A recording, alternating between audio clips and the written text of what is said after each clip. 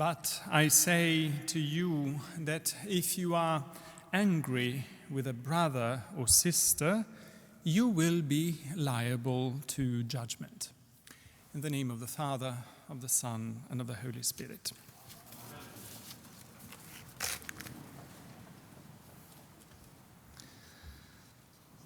As you might know, the rule of Saint Benedict was written in the 6th century for monks and nuns. This is for people who dedicate their lives to seeking God through worship, work, study, and hospitality in a community. People who devote themselves to a lifestyle of this kind remain human, of course, and exposed to failings like everyone else, but one would hope not to the temptation to kill one another. Well, Saint Benedict was not so sure. At the beginning of the 4th chapter of his rule, called The Tool for Good Works, he says, "First of all, love the Lord your God with your whole heart, your whole soul, and your whole strength, and love your neighbor as yourself. Then the following, you are not to kill."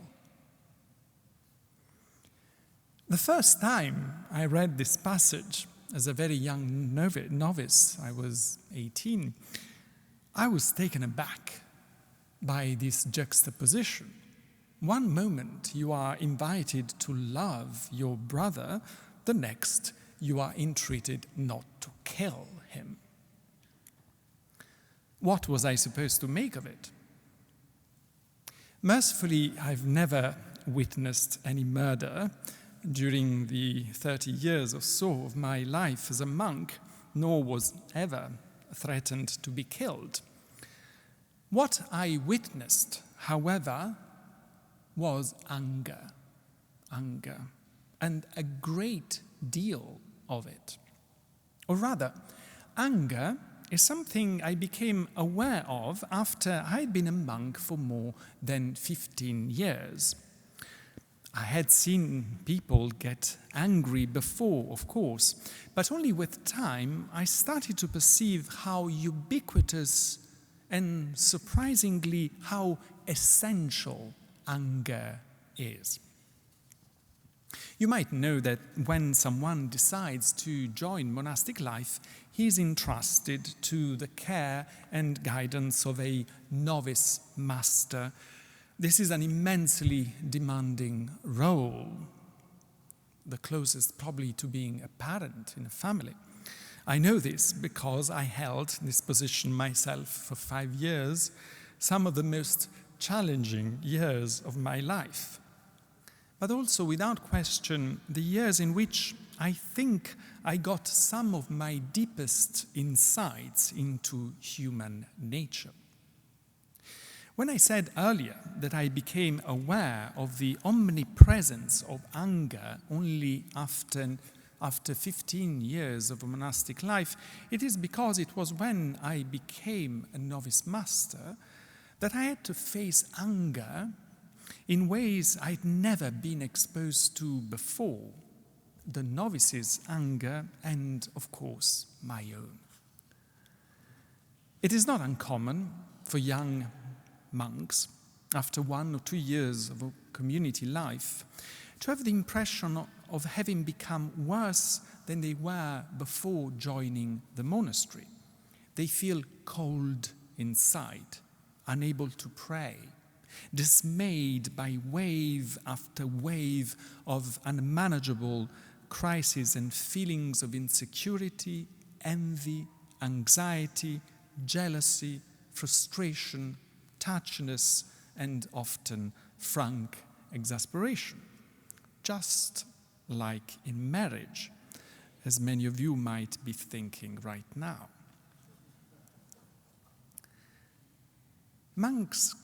These young monks cannot understand why they get involved in unhealthy conflicts on often trivial issues.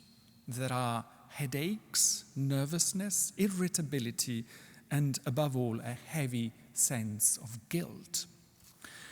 At first, I thought this must be an anomaly, the sign that I was not being a competent counselor to them, or that there must have been a problem in my community.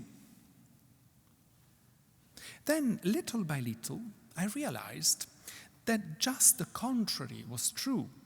This was the sign that community life was actually working. I understood that common life, and married life for that matter, works its magic, so to speak, precisely by bringing to the surface everything which is unresolved in our lives, psychologically and emotionally, and forcing us to deal with it. This is unpleasant, of course, makes us feel threatened, and triggers a survival mechanism similar to what an animal feels when it is in danger, hence the anger. Since, however, we have been taught to feel guilty about anger, that it should not be allowed, we try to suppress it by internalizing it, and by doing so, we risk wasting all its positive energy. Positive energy, yes. It became clear to me that anger, again my own and that of other people, was not something to be afraid of, but rather to cherish. And this for a very simple reason, namely that anger never lies. Anger never lies. It is always a cry for help which we have failed to pay attention to and which cannot be ignored anymore. When we feel anger or irritation, chances are that there is something crucial in ourselves, in our lives, in our relationships that needs care and dedication and, for good measure, a dash of imagination. Now, you might be wondering whether by saying this, I'm not contradicting the page of the gospel just proclaimed. You have heard that it was said to those of ancient times, you shall not murder, and whoever murders shall be liable to judgment. But I say to you that if you are angry with a brother or sister, you will be liable to judgment. In this passage, however, if you pay attention to it, Jesus is not warning us against anger per se, but the anger directed against a brother or a sister. Indeed, most of the time, when we are angry at someone, chances are that that person is not the cause of our anger, but simply its occasion. There is something unresolved in my psyche, in my past, in my life, in the context in which I operate that threatens me. My body senses the danger before even I have been able to perceive it with my mind. Hence the anger, this animal energy which lashes out at the first unfortunate human being who happens to come first within range, usually my partner, or the brother I bump into the corridor. When in the book of Genesis we are told that Cain was very angry and his face was downcast, God does not tell him, Cain, suppress your anger. On the contrary, he asks him this most caring and poignant question, why are you angry? Why is your face downcast? The problem when we are angry is that our face is downcast. We lower our gaze, get swallowed by our pain, and thus get disconnected from reality. There, yes, tragically, murder can happen. And as we know, there are many ways of murdering others, slandering them, ignoring or despising them, pushing their buttons, hindering and provoking them with passive aggression. God is not afraid of anger. He wants us to face it, to probe it, to be in conversation with it. He wants us to ask ourselves, why are you angry? Why is your face downcast? The only way of taking anger seriously is to raise our gaze, reconnect with our horizon, regain some context, search deeper within ourselves, refuse to reduce the other person to the hurt he or she might have caused to us, or more often than not, simply elicited from us. When dealing with anger, we should let resonate in us this magnificent sentence from the book of Deuteronomy we heard in the first reading. Choose life. Choose life. Anger is life. It is the proof that we are alive and that we want to stay alive. There is a very simple way. I'll give you a secret. There is a very simple way of never getting angry. Give up life. Avoid all relations with your people, with other people, especially with your partner. Never go out. Do nothing. Don't get married. Don't have children. You'll never be angry. To a hermit who took pride in the fact that he never got angry, a wise monk replied, "Even the tiger is all meekness when it lies alone and undisturbed in its lair." Part of what it takes to choose life is accepting that anger is part of what we need to be alive.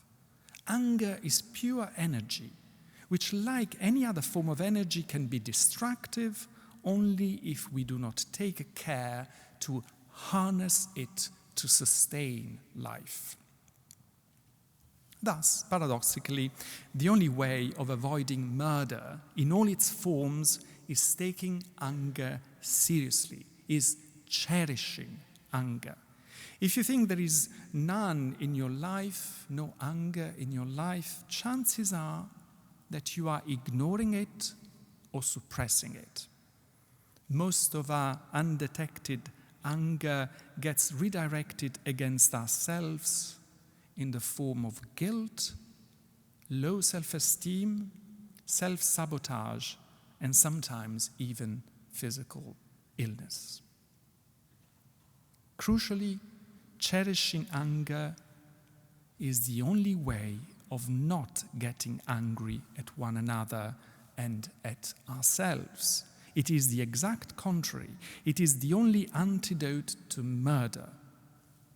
Cherishing anger is the choice of life for ourselves and for everyone else around us.